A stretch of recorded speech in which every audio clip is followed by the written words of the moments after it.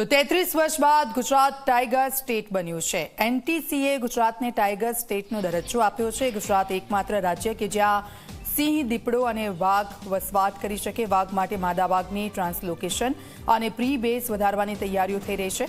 રતનમાલને tiger reserve બનાવવાની પ્રક્રિયાઓ ઝડપી બનશે। છેલ્લા 10 મહિનાથી એક રહેવાસી વાઘ કેમેરામાં કેદ થયો છે અને તેને લઈને હવે પ્રોસેસ આગળ વધારવામાં આવી રહી છે। વાઘ માટે માદા વાઘની ટ્રાન્સલોકેશન, પ્રી બેઝ માટે તૈયારીઓ થઈ રહી છે। હિતલ અમારી સાથે ફોનલાઈન પર જોડાઈ ગયા છે। હિતલ, ગુજરાત રાજ્ય એવું છે કે જ્યાં સિંહ, દીપડો અને વાઘ વસવાટ કરી શકે છે અને હવે જે પ્રોસેસ ચાલી રહી છે તે કેટલે પહોંચી છે એક વાઘણને લાવવાની?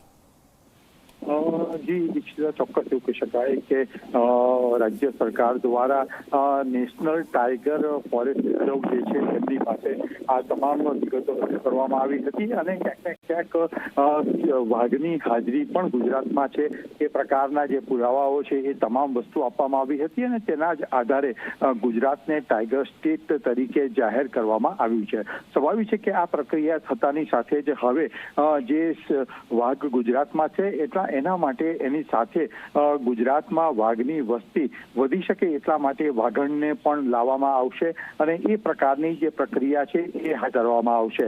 સ્વાભાવિક છે કે જે પ્રકારે નેશનલ ટાઈગર રિઝર્વ એ છે એના એ સંસ્થા દ્વારા જે પ્રકારની ગાઈડલાઈન જે છે એ ગાઈડલાઈન રાજ્ય સરકારને આપવામાં આવશે અને વાઘને કેવી રીતે વાઘનો ઉછેર કરવામાં આવે અને ખાસ કરીને જોવા જઈએ તો વાઘની પ્રજાતિ ગુજરાતમાં વધી શકે એ માટેની જે ગાઈડલાઈન છે એ ગાઈડલાઈનનો અમલ રાજ્યનો વન વિભાગ કરવામાં આવશે।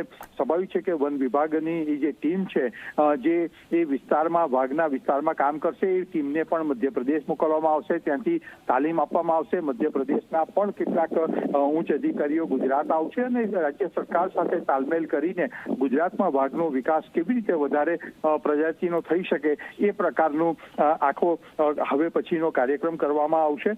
સૌથી વધારે મહત્વનું છે કે સમગ્ર દેશમાં ગુજરાત એકમાત્ર એવું રાજ્ય બન્યું છે કે જેમાં જે વાઘ છે, સિંહ છે અને દીપડો આ ત્રણે પ્રજાતિઓ ગુજરાતમાં જોવા મળી રહી છે। જી દીક્ષિતા। બિલકુલ, આભાર હિતલ સમગ્ર વિગત બદલ।